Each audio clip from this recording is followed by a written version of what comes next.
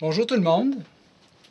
Un grand bonjour à tous les Anons, les QAnons de partout dans la francophonie, c'est-à-dire la France, le Québec, le Manitoba, Saint-Boniface, on ne vous oublie pas, Nouvelle-Orléans, Cajun Country, la Belgique, la Suisse, des pays en Afrique aussi, ceux qui parlent aussi le français là-bas beaucoup, ainsi que, j'allais dire le Maroc, mais le Maroc c'est en Afrique. Je pense que j'ai couvert pas mal partout. Ainsi que les francophones qui sont partout dans le monde et qui sont des Anons aussi.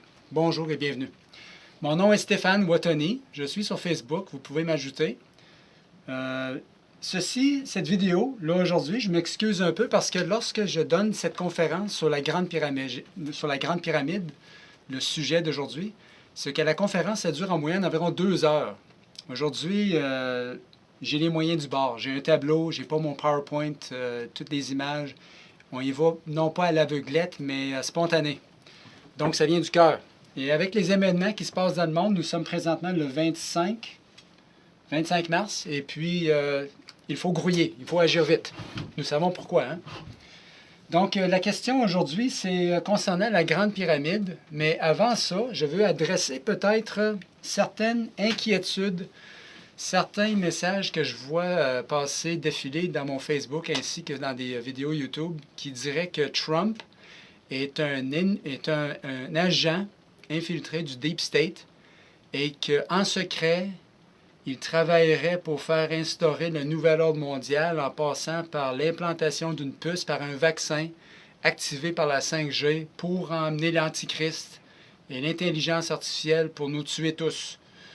Ouf! Ben écoutez, nous sommes tous assez matures pour faire nos propres recherches. Je ne veux pas vous convaincre autrement de vos convictions, mais j'ai les miennes et je vais les partager. À mon avis personnel, je suis 100% convaincu que Trump est quelqu'un de bien, qu'il a la foi en Dieu, à son Dieu à lui, qui est le Dieu à nous tous, et qu'il veut non seulement contrer les travaux du Deep State, qui, eux, ils veulent faire tout ça, mais il veut amener la lumière sur Terre. Je crois qu'il est protégé par Dieu. Je crois qu'il est inspiré par Dieu. Je crois qu'il a une mission divine ici sur Terre. Concernant la 5G, n'oublions pas qu'il y a quelques semaines, je ne me souviens pas de la date exactement, mais il y a quelques semaines, Trump voulait envoyer des militaires ainsi que des conseillers militaires pour rencontrer les conseillers militaires canadiens pour nous convaincre, parce que je suis Canadien et Première Nation, pour nous convaincre, notre gouvernement, de ne pas prendre la 5G provenant de Huawei en Chine, parce qu'il citait des problèmes d'espionnage et de secret national qui s'en irait vers la Chine. Il ne pouvait pas vraiment citer des dangers de santé parce que sa base électorale comprend ceux qui font développer la 5G. Mais il ne voulait pas que le Canada prenne la 5G. Et ses propres propos à lui, c'est qu'à un moment donné, un reporter lui avait demandé « Président Trump, qu'est-ce que vous pensez de la 5G? » Et de façon plutôt humoristique, Trump a répondu à ce reporter-là « Oui, je suis pour la 5G et même la 6G, c'est-à-dire quelque chose au-delà de... » Alors, il va passer par-dessus la 5G complètement pour aller dans quelque chose autre. Et c'est quoi ces autres choses-là?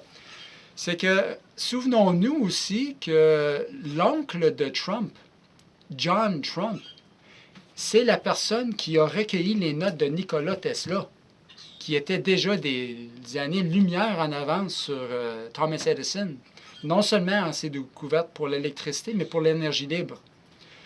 Donc, nous pouvons nous attendre à de grandes surprises une fois que Trump va avoir vaincu le Deep State. Je crois fermement dans mon cœur que Trump, non seulement il n'instaurera pas la 5G, mais que nous allons avoir finalement des premières lueurs de l'énergie libre sur la Terre. Le relâchement de ces technologies cachées-là, réprimées par le Deep State, justement, par la cabale, par les Illuminati. Donc, pas de 6G.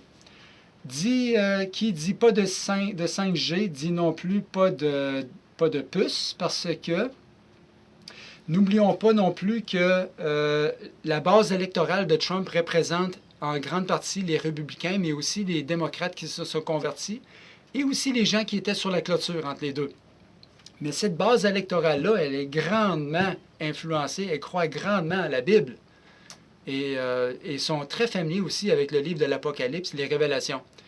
Alors, ils connaissent déjà tout ce qu'il y a à connaître à propos d'une puce, à propos de la marque de la bête, à propos du chiffre 666, etc. Ils ne voudraient pas être représentés par quelqu'un qui va les amener vers ça.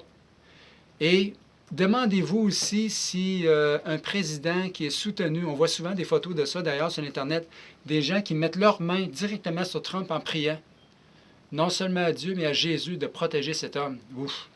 J'en viens quasiment aux larmes parce que nous savons que Trump a survécu à de nombreux attentats. Et puis, ces batailles ne sont pas finies, même après celle-ci, après le coronavirus. Il va en avoir un ou deux autres, mais il va toutes les vaincre. Il va toutes les vaincre. La lumière s'en vient. Donc, pas de puce, pas de 666. Il ne peut pas être l'Antéchrist. Même, il ne peut pas être l'Antéchrist parce que est-ce que l'Antéchrist voudrait qu'on garde nos armes?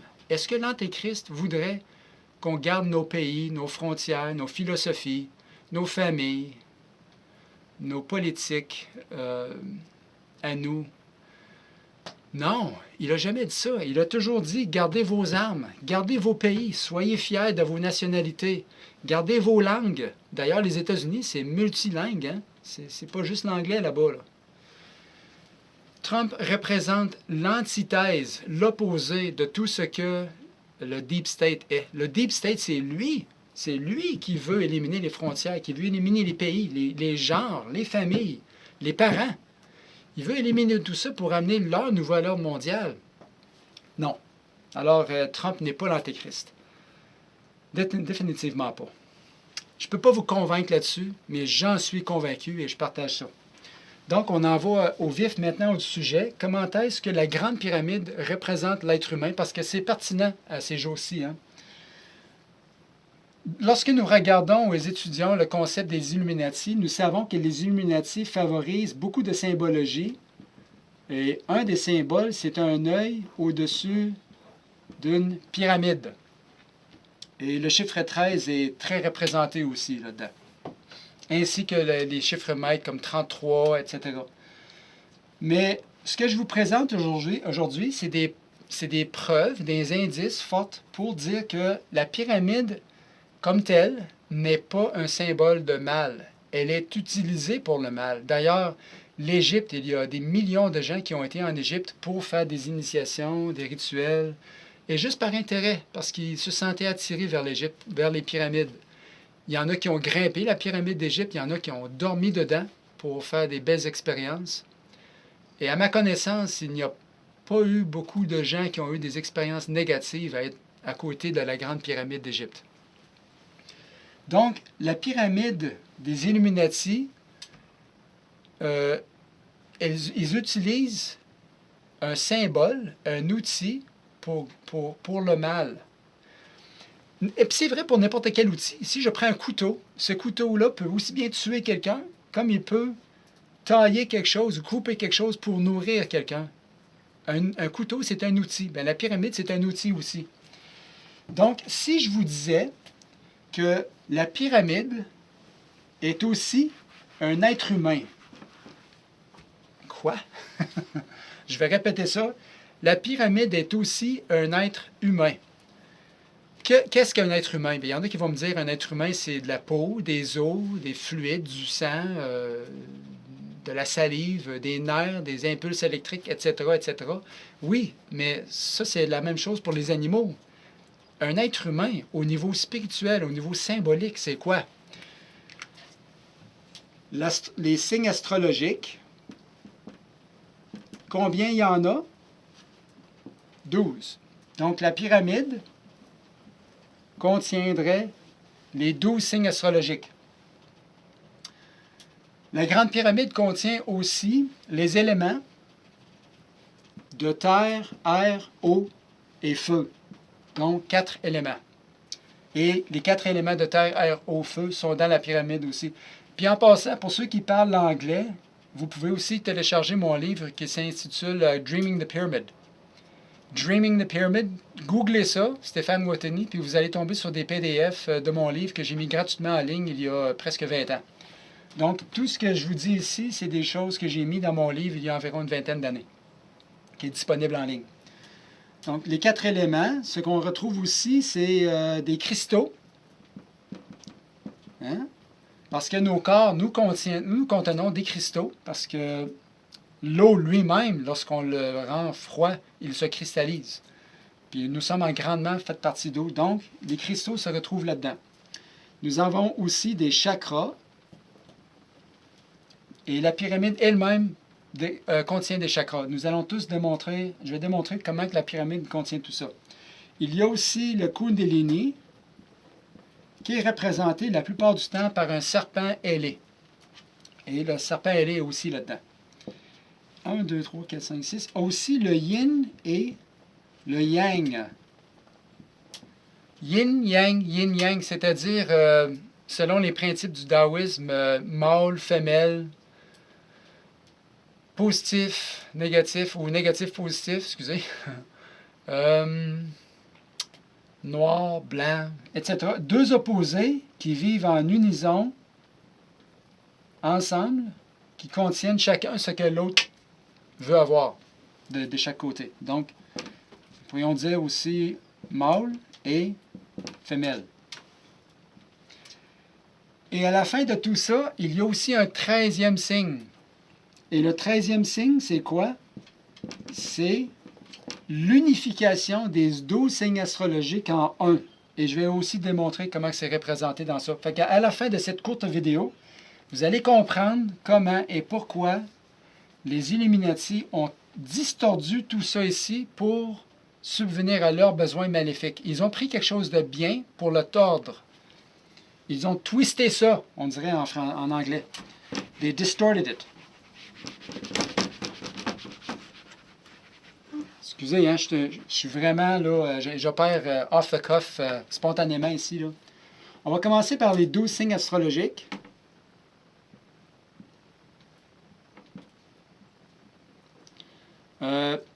Bon, on va commencer au mois de, parce que nous sommes au mois de mars, Bélier, Taureau, Gémeaux, Cancer, Lion, Vierge, Balance, Scorpion, Sagittaire, Capricorne, Verseau et Poisson. Relions, on va commencer à construire la pyramide à partir des signes astrologiques. Voici comment on va faire. On va prendre un signe de feu, Bélier.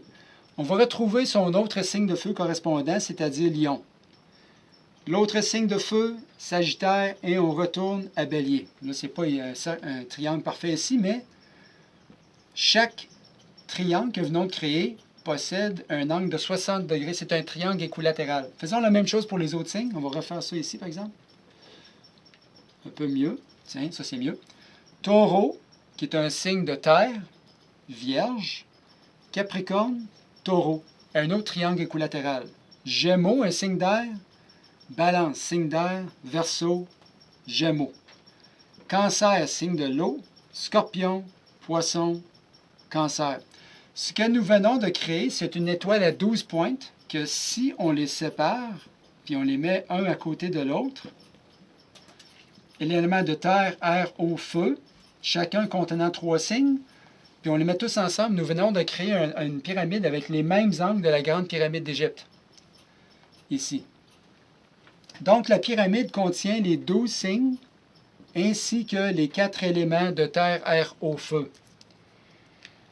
Le 13e signe qu'on avait dit tantôt, comment est-ce qu'il est représenté par ça? Ben, tous les maîtres, Jésus, il y en a plusieurs durant l'histoire. Je suspicionne fortement que ce concept-là a été amené ici par les Anunnaki.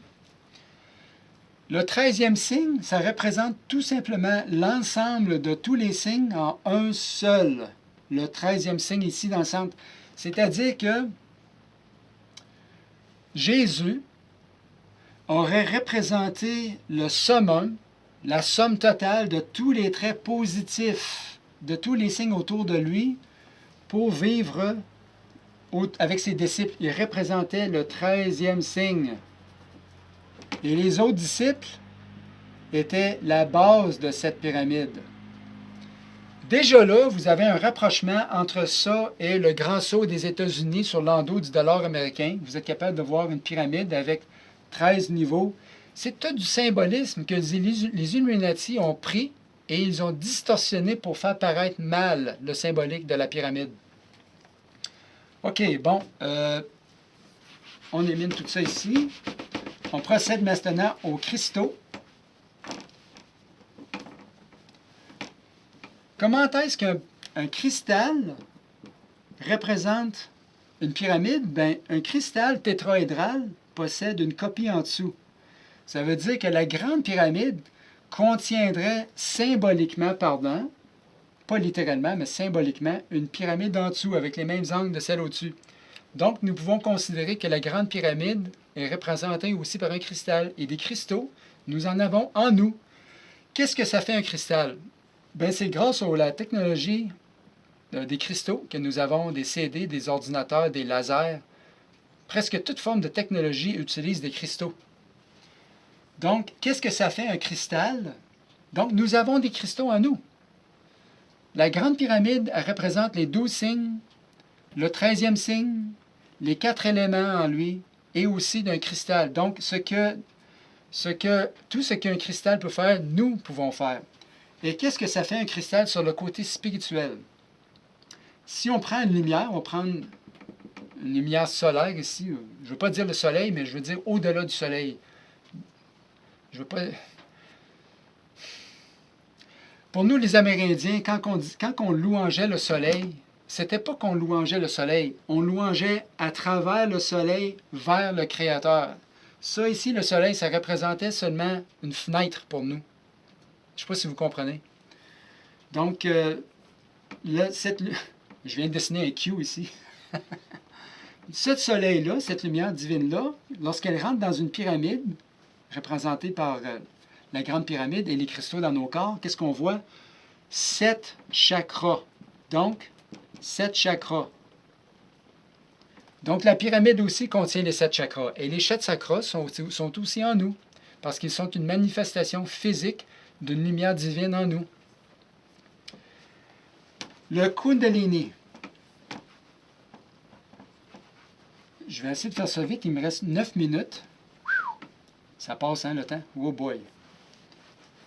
Comment est-ce que la pyramide représente le Kundalini? Bien, la pyramide en Égypte, si vous voyez... Bien, regardez, je vais le dessiner. Comme ça.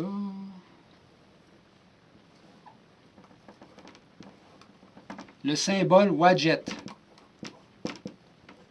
qui était un de leurs déités là-bas. Et Wadjet, c'était un serpent ailé. Donc, il y avait un élément de serpent avec la grande pyramide. Et aussi, ce même serpent, ce même énergie serpentine, se retrouvait aussi sur les pyramides de Chichen Itza, au Yucatan. C'est-à-dire au Mexique. Il y a des gens qui l'équinoxe vernal et le solstice, l'équinoxe du printemps et l'équinoxe d'automne, le 21 mars et le 21 ou le 22 septembre, lorsque le soleil brillait à un certain angle sur la pyramide, on voyait un ombrage qui descendait ou qui montait les 365 paliers de la pyramide de Chichen Itza. Donc, un serpent qui volait en bas et qui volait en haut. Donc, le serpent ailé était aussi présent là-bas. Donc, le serpent est représenté dans la grande pyramide et nous possédons en nous le Kundalini aussi. Bon, dernier élément, les concepts de yin et de yang.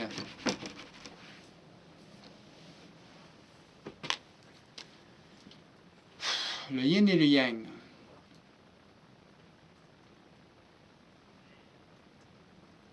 On va essayer de faire bien ça ici comme ça. Plus les symboles masculins et féminins.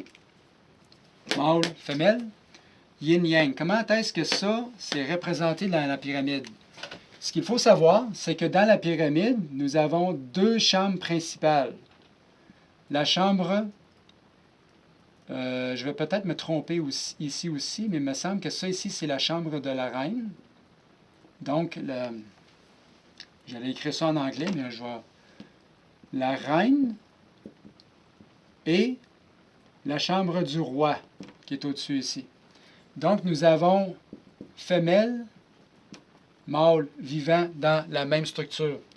C'est-à-dire que nous possédons aussi en nous des concepts mâles et femelles. Je me suis trompé quand j'ai écrit mon livre. Dans mon livre, j'avais mis comme idée que l'être humain parfait serait androgène. Parce que j'avais mal compris ça. Mais ce que je comprends maintenant, des années plus tard, c'est que nous possédons le yin et le yang en nous. Mais les Illuminati ont sûrement ils ont distorsionné ça pour essayer d'amener l'androgénéité sur Terre, éliminer les genres. Je comprends l'idée mieux maintenant, avec un recul. Donc, yin et le yang. Ça, c'est spécial, ça, parce que, selon les principes de la numérologie chaldéenne, je vais rapidement faire les chiffres ici.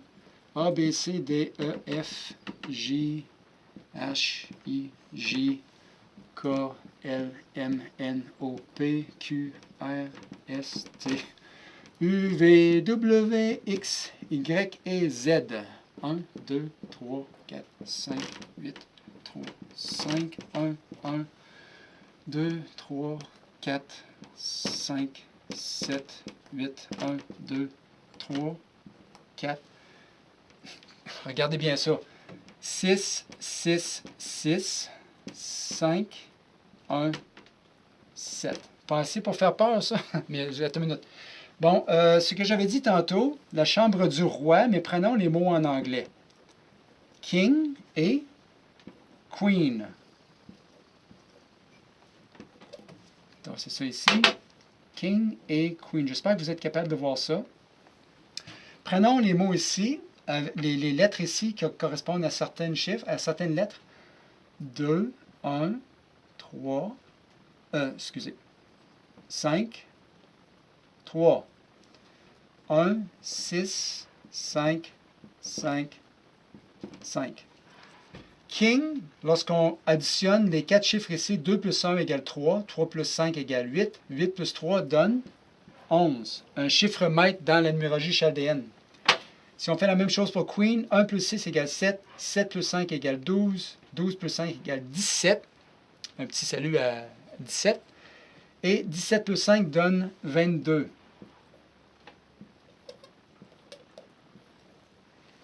Nous voyons pourquoi maintenant que il y a un chiffre très présent dans la pyramide, dans les Illuminati, c'est que le chiffre 33 est très présent dans le symbolique de la pyramide, du côté du bon et du côté du mauvais. Parce que King et Queen, 11, 22, dans la même structure, égale 33. Puis dans les principes de la numérologie chaldéenne, nous n'additionnons pas les chiffres maîtres. Nous les additionnons, autrement dit, on ne réduit pas ça à 2, disant 1 plus 1 égale 2 pour dire que ça additionne à 2 et 4. Non, on garde 11, puis on l'additionne avec 22, ce qui nous donne 33. Ce qu'on est en train de faire ici, c'est qu'on est en train d'éclairer sur la façon que les Illuminati ont distorsionné la Grande Pyramide pour l'utiliser pour leur agenda maléfique. Ils ont pris quelque chose de bien et ils l'ont tordu. C'est ça que je veux arriver à dire. Aussi, un petit quick rapide, là. S'il fallait que vous décriviez l'Internet en 3 lettres seulement, décrivez l'Internet en 3 lettres seulement pour désigner l'Internet, ce serait quoi? W, W, W. 6, 6, 6. World Wide Web. Tout ça, c'est dans mon livre Dreaming the Pyramid. Si vous voulez voir ça, vous pouvez télécharger ça. Il y a aussi des liens envers unexplainedmysteries.com, unexplainedmysteries.com. Désolé, ils sont en anglais, mais vous pouvez passer ça par Google Translate si vous voulez. Je vous encourage, si vous voulez, à télécharger le livre et à le distribuer aux gens. On ne sait pas qu'est-ce qui va arriver de l'autre bord de ci lorsque le Deep State va être défait, si l'Internet va continuer à exister.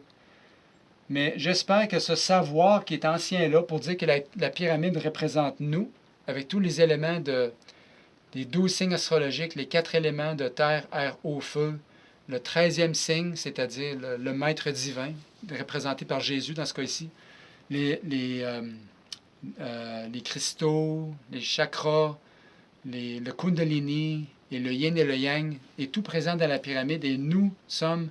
Le message principal que je veux en venir à dire, c'est que oui, nous sommes des êtres humains, mais notre évolution n'est pas arrêtée ici, à ce moment-ci. Nous allons faire un saut quantique dans le futur pour devenir un être humain.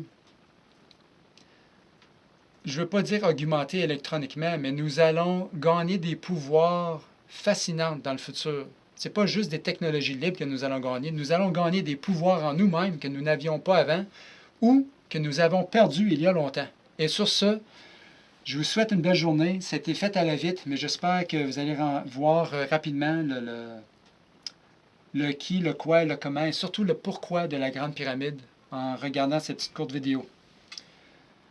Je vous souhaite une belle journée. Merci.